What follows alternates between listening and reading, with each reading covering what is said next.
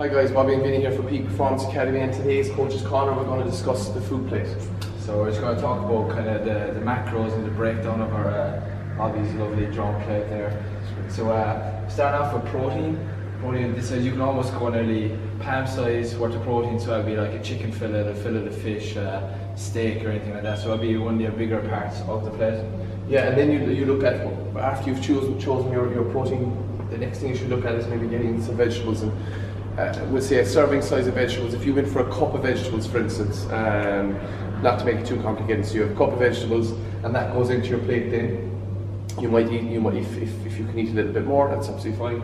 So that's your next section of your plate. So you have your protein chosen, you have a cup, say a cup and a half of vegetables put in here, and again you're mixing your vegetables between some greens, which is really important for nutrient density, and into some colour in your veg as well.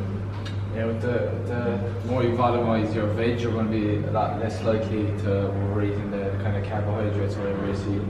The carbs, you can almost go just quarter plate, or even you go fist-sized portion. So it'd be like your single portion bag of rice, go with baby potatoes, so on and so forth. Like the baby potatoes might be a bit more, might fill you a bit more, and a lot more nutrients and stuff like that. So it's kind of, that goes down to whatever you're into and what food you like better as well. Yeah, because you want to have your carbohydrates and some of your carb sources and some of your vegetable sources, or most of your vegetable sources, will have higher fibre content, so that's going to make you a lot fuller when you eat the meals. The last bit of the plate then should make up some fats, and that could be a simple thing where you might have a steak here and you might cook the steak in a teaspoon of olive oil. Something small like that, and that's your fat in that meal. Or you could add in a small bit of avocado, you could add in some nuts in there, maybe some seeds, different types of oil as well, and make up a dressing. And again, the most important thing about this plate, so you have a balanced plate of food each time. So if this was a breakfast, for instance, let's look at it as a breakfast. So we might put in here some mushrooms, some tomatoes, some spinach. We might put in, for protein source here, and to cover our fat source as well, as we might put in some eggs. And then for our carbohydrates, we might put in some extra vegetables if we just want to go kind of a cleaner carbohydrate, or we might put in some breads if somebody wants some breads. It's absolutely fine to put in here. It's just, again, you just need to control the plate in terms of calories and portions. So this is kind of just a way of looking at what way you should be kind of building your meals or building your dinner or lunch. Actually, if something like this is not what you do, don't be thrown off by it. It's just for people who were wondering how to like make a meal or what a meal should look like. This is what way we would recommend. Yeah, because like if you can get this kind of basis going, it's quite good. And the thing about it is, all you need to look at, if you're eating this way and your meals are balanced each time, so say breakfast, lunch and dinner, the next thing you need to look at once you get a balance, so you set that first, okay, and maybe your objective is to lose weight. So then you need to look at what's on this plate in terms of calories. So then portion control is going to be what you start looking into then, and how many calories should you be taking in. So then you can start digging a little bit deeper. And for an awful lot of people to say, this is where a coach will come in and give you a little bit of a hand and say, okay, if you're coming to a coach with this kind of setup, it's great for us, because we say, okay, a person understands protein, they get some veg in their diet, they put some fats in their diet, and they put some carbohydrates in their diet.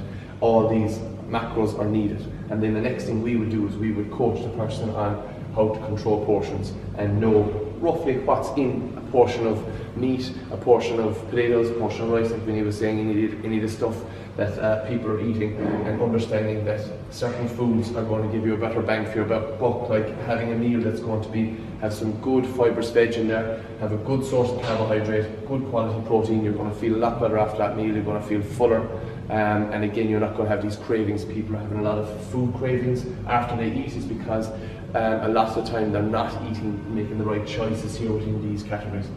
And you see, even with meals like that, sometimes you might even see on Instagram, whatever, they look amazing, like chef cooked it. All this stuff only takes 10-15 minutes to cook max. Like, so if you don't have 10 or 15 minutes once or twice a day to make a good meal for yourself, like, you kind of have to take a step back and reassess kind of your priorities and what's going on in your life. So it's just a very simple version, and don't be afraid to ask questions, because there's still a lot of kind of misinformation out there. One or two questions asked during the week was like, is avocado a good source of protein? So don't be afraid to ask questions and learn what are your proteins, what are your carbs, and what are your fats. And that's what I did, because the more you know, the easier it will be for you to reach your goals, and whether it's weight loss or muscle gain or whichever it is. And a very simple one for you here, maybe to give an example for people is, we'll say I'm cooking my dinner and I want to have some protein, some veg, some fat, some carb, and I don't have a clue where to get it from, or how am I going to cook something. So the simple thing here is let's just make it a thing. We want to have some chicken for dinner, so we're going to put that in the grill. So you got chicken breast, you throw it in the grill. Next thing, you chop up your vegetables, and you put your vegetables in a pan, and you decide, okay, I'm going to cook my vegetables.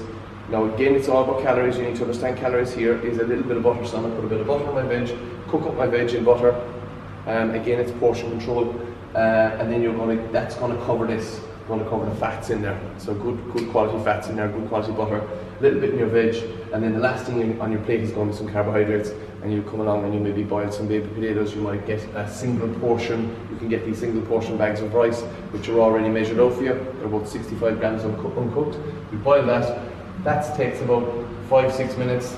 Chicken breast is exactly the same. Vegetables, 5, 6, 7 minutes, and your entire meal is made in under 10 minutes. And you balance out that very, very quickly. And exactly. And instead of going for like sauces and stuff after, when you're cooking your veg or you're cooking your meat, just get creative with the spices, loads of different spices. It just adds the flavour to it. It makes the meal less boring.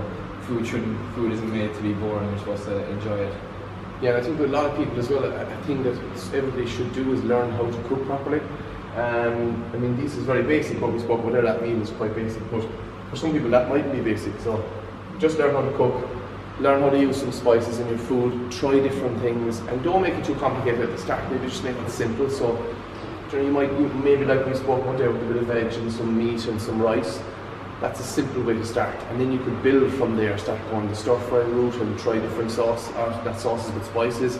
Try different things. If you went down the kind of salady routes with maybe some couscous, quinoa, something like that, you could absolutely do that and add in loads of stuff there. The balsamic vinegar is really good. Olive oil is really good for you. Again, all of these you just need to understand what a teaspoon is and learning instead of using your Damios for bolognese, learn how to use it for salad or garlic and stuff like that.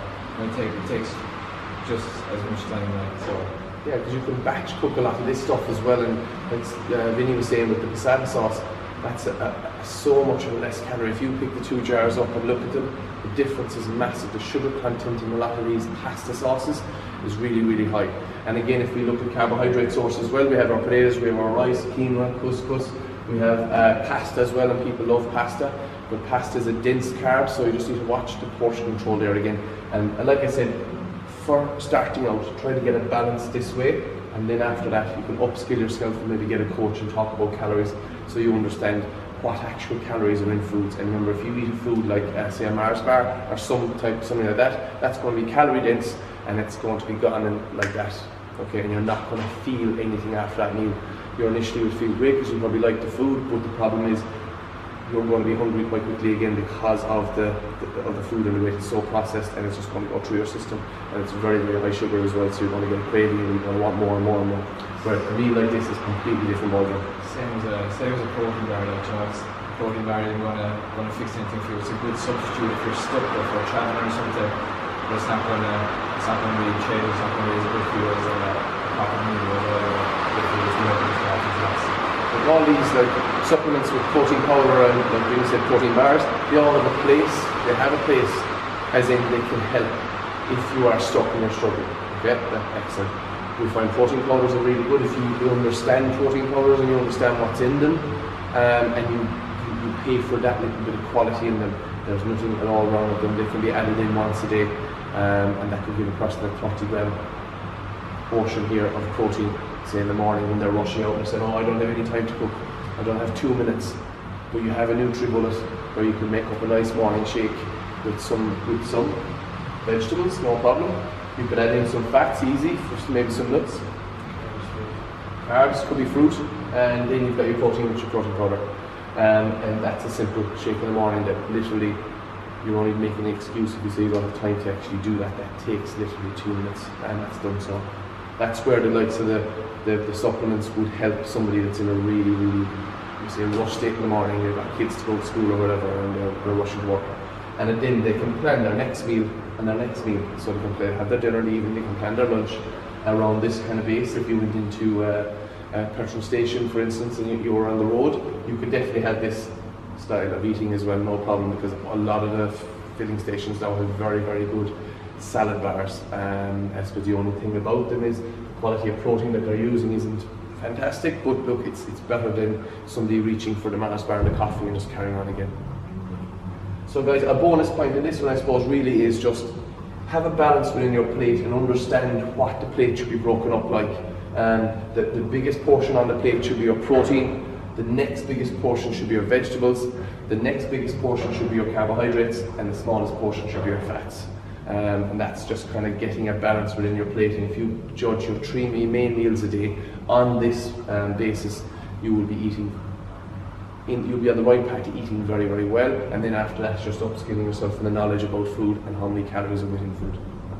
Okay guys, if you like what you hear, you'll find us at peakperformanceplanning.com. We are on social media pages, Facebook, Twitter, Instagram, Snapchat, and we have our YouTube channel, which is Peak Performance Planning. Thanks for listening.